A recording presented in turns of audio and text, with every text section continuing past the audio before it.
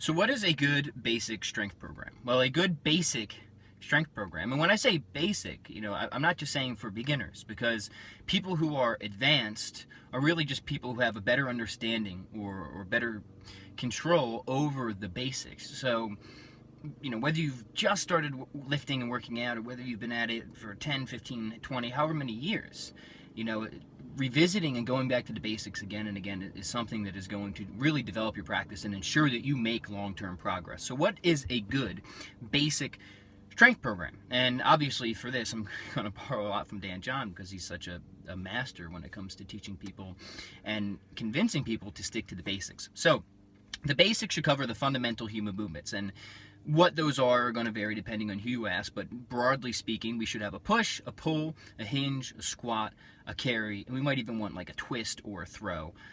If you ask Dan John, and the way I sometimes classify it is you take those basic 5, push, pull, hinge, squat, carry, and then you have like everything else, which is just sort of a mix of whatever we might be missing out on.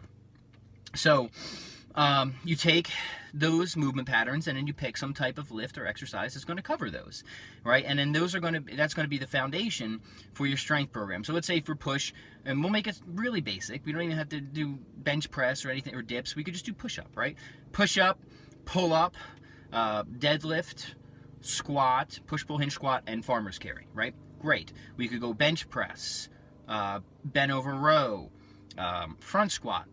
Say we did back squat before, single leg deadlift, racked carry, right, or single arm carry, right? So there's 1,001 variations or permutations. It really doesn't matter, and of course we don't want to just do those same exercises all the time.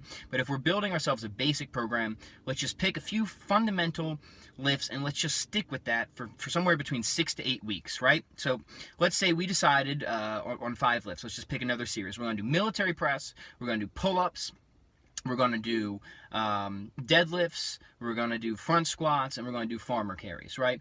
Then what we can do from there is we can pick a set and rep scheme. And now one that I really like for people starting out is somewhere between 10 to 20 reps a day, right? And within those 10 to 20, you're going to do each of those exercises for around 10 to 20 reps a day. When I say a day, I really mean 5 to 6 days a week. Depending on your age, your ability level, you could do a little bit more. Maybe you should do a little bit less. It's hard for me to be super specific because everyone's a little different. But let's just say between 5 to 6 days a week, you're going to do 20 reps a day of each of those movements. And what you're going to do is you're going to have some days where you go heavy. You're going to have some days where you go lighter but focus more on speed and explosiveness. And you're going to have some days where you're kind of in the middle, right? So, for example, let's say we're doing 10 reps a day. Well, on day 1, we could just do 2 sets of 5, right? And go fairly heavy with it, of all those movements. Then on the next day, we could do 5, so that'd be like moderate intensity, right? Then on the next day, we could do 5 sets of 2 of all those movements and really go heavy with it, right? I'd actually probably switch those around. I probably want to go really heavy first when we're the most fresh at the beginning of the week. And then the next day, we'll go a little lighter. We'll go 2 sets of 5.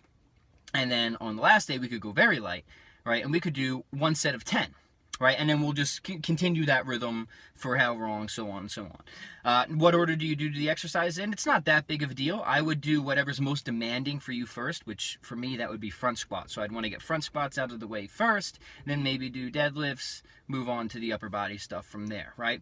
And then, so that would be the foundational strength program. And in all, if you're only doing 10 reps a day, that'll take you maybe 15 to 20 minutes, maybe a little bit longer on your really heavy days where you need more rest between sets. And then you can finish up with some type of basic conditioning and mobility work. You could pick any number of my complexes from my YouTube channel. I have a big PDF of complexes, which you could get with the link below, and then just do that, for 10 to 15 minutes. And you don't even have to do that every day. You could do it, every other day or just 1 to 3 times a week to cover your conditioning. And then what would I add on top of that? I would add a lot of walking and mobility work, which is very, very important, especially for fat loss and just overall health. Walking is like the one secret weapon everybody forgets to do, right? So let's review.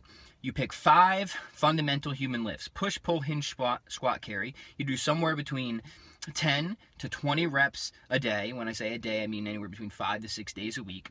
Some days you go heavy, some days you go medium, some days you go light. That means we want to wave the load, we want to periodize. A few days a week after each workout, we could do what I would call a sweaty, right? Some type of metabolic conditioning workout, which is a lot of what I share on my YouTube channel. Just to kind of uh, whatever. I don't even know what I'm trying to say. Stoke the metabolic furnace or something like that, right? Just to smoke ourselves a little bit, to work on our metabolic conditioning is really what I'm getting after. And then walk as much as we can, and get good sleep and eat a healthy diet. So that would be a workout program you could follow for the rest of your life. And obviously you'd want to mix in the movements and add a few different routines to make sure that you're covering gaps and imbalances. But as a general strategy, that is the basics. That is kind of where you want to be. So if you're starting out or you're looking to get a little more organization and routine, I hope this was helpful. If you have any comments, drop them below, and maybe I'll try and do a video soon to expand upon a few of these principles and maybe draw out a few more examples. All right, have a good day.